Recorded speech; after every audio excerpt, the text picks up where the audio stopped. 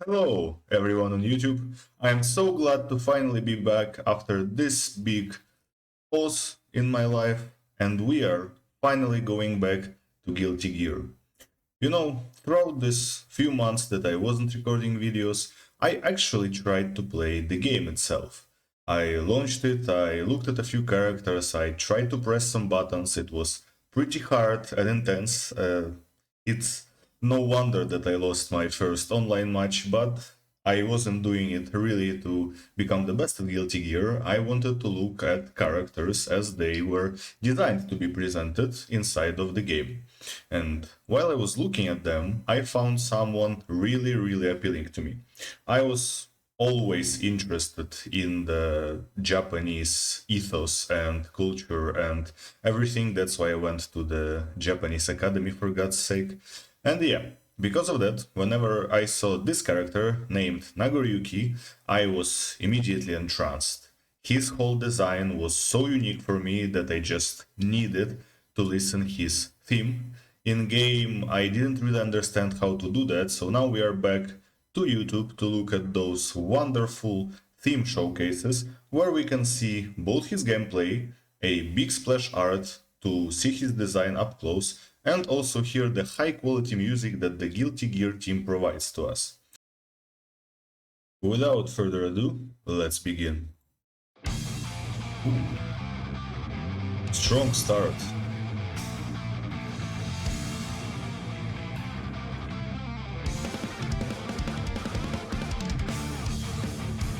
Good instrumental. I like it.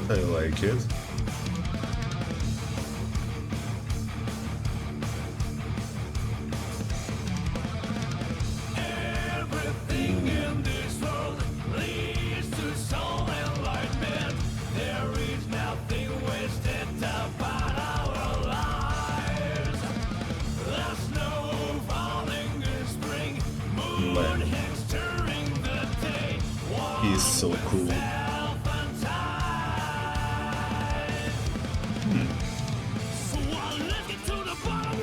Quick bridge. I like it.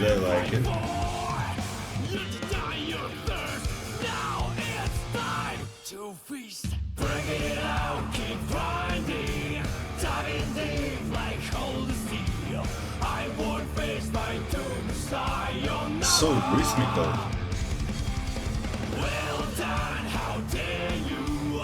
Never too late to bend the knee. When hell freezes, so sayonara.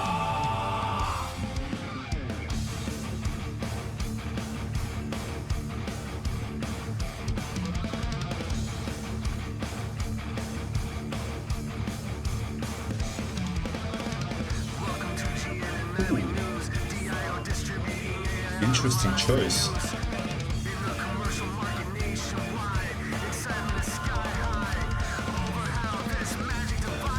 Yeah.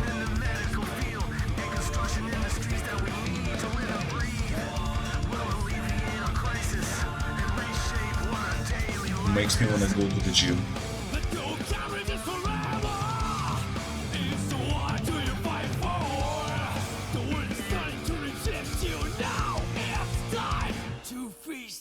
Chills.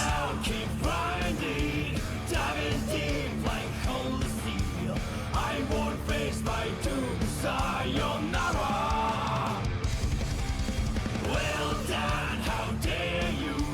Never too late to bend the knee. When hell freezes over, sayonara. I know the time of darkness will come someday. He's so scary looking. Till the day I die.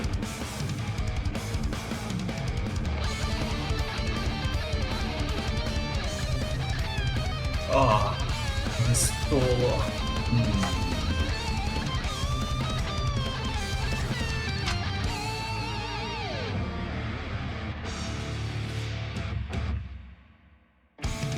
The world decided to reject you. So what do you fight for? You must know your place. Now it's time to Set it again. Out, keep finding, diving deep like cold steel. I won't face my doom, sayonara. Well done, how dare you? Never too late to bend the knee. When hell freezes over, sayonara. I know the time of darkness will come someday, but I will fight it till the day I die. Break it out, diving deep like cold steel. I will not face my doom, sayonara.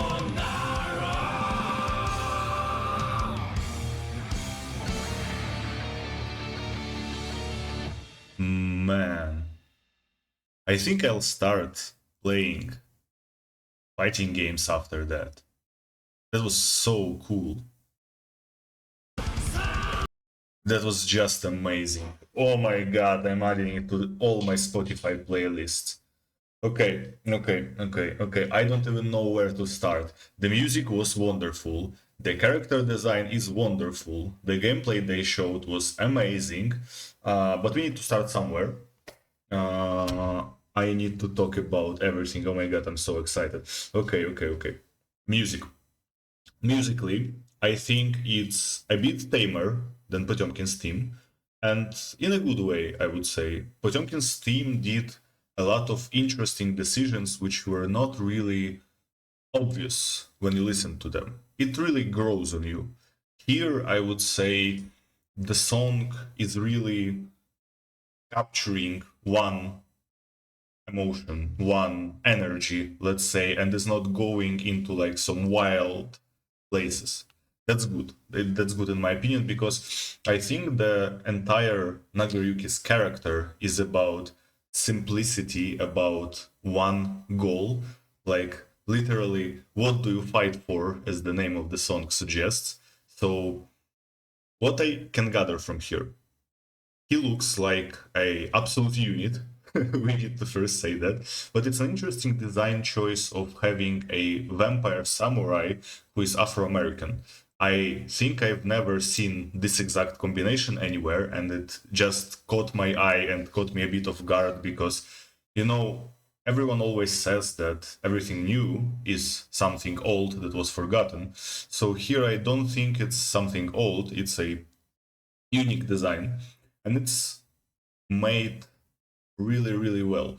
You see a bit of like traditional elements. I would even say that maybe something Buddhist with those orange garbs under his main clothes. For some reason, I think those are like Buddhist orange monks.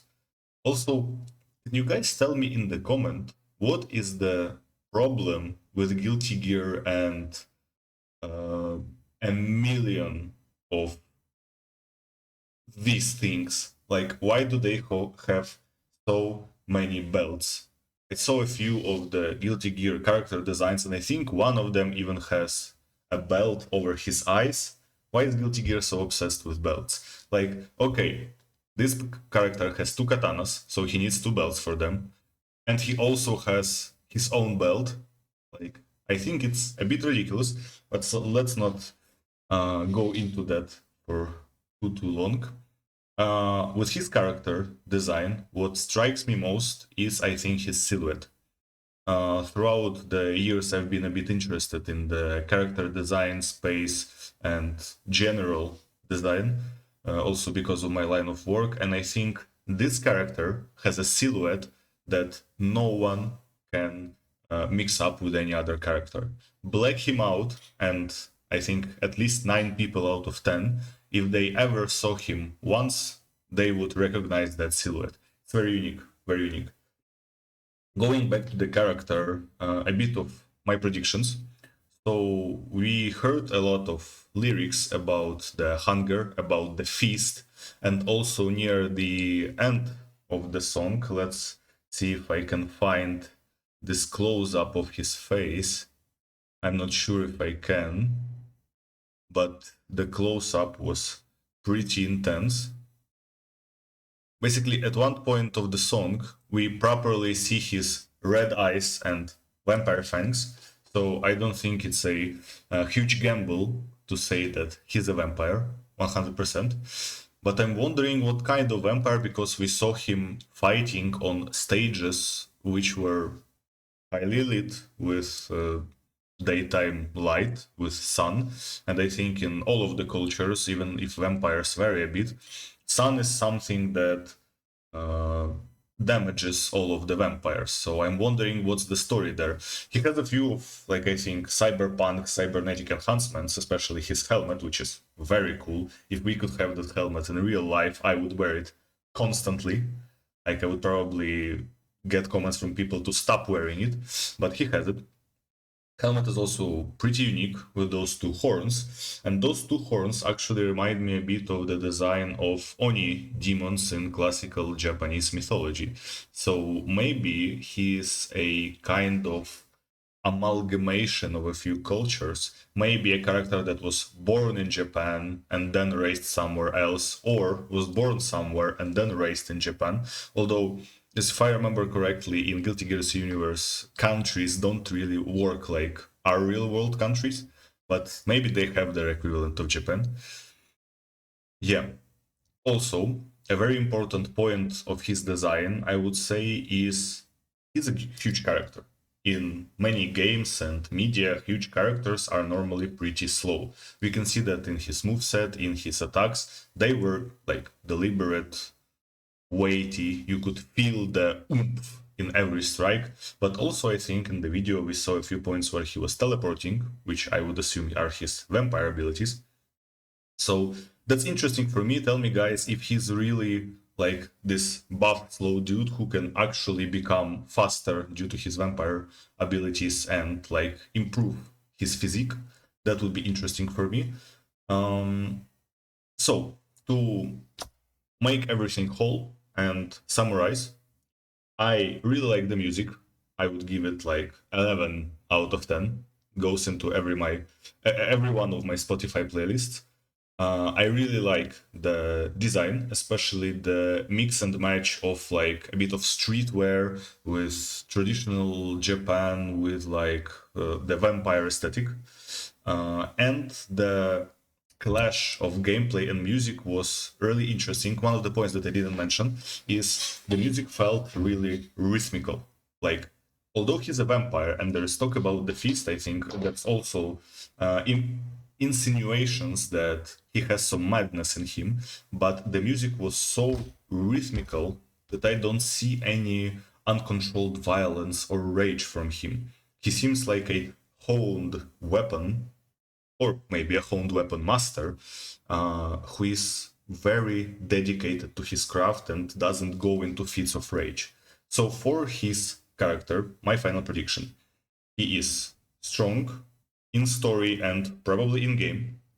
He is very, like, for some reason I feel like he's well mannered. Like, he probably speaks in a very clear and monotone voice. He probably doesn't shout. He fights for ideals, not for people or for himself. So he's probably an ideological man. And he's trying to like find himself in this world, because I think with his combinations of cultural influences and also the thing being a vampire, he would probably need to somehow adjust to society. Let's see if I was right.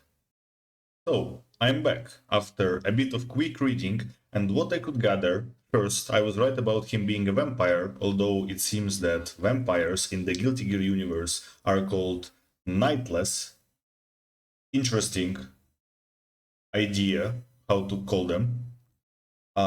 Secondly, I was completely out of the impression that he was controlled by someone, because if I understand this correctly, there is a guy called Happy Chaos who was giving him orders to do something, and maybe this is why the song is called What Are You Fighting For? Or What Do You Fight For?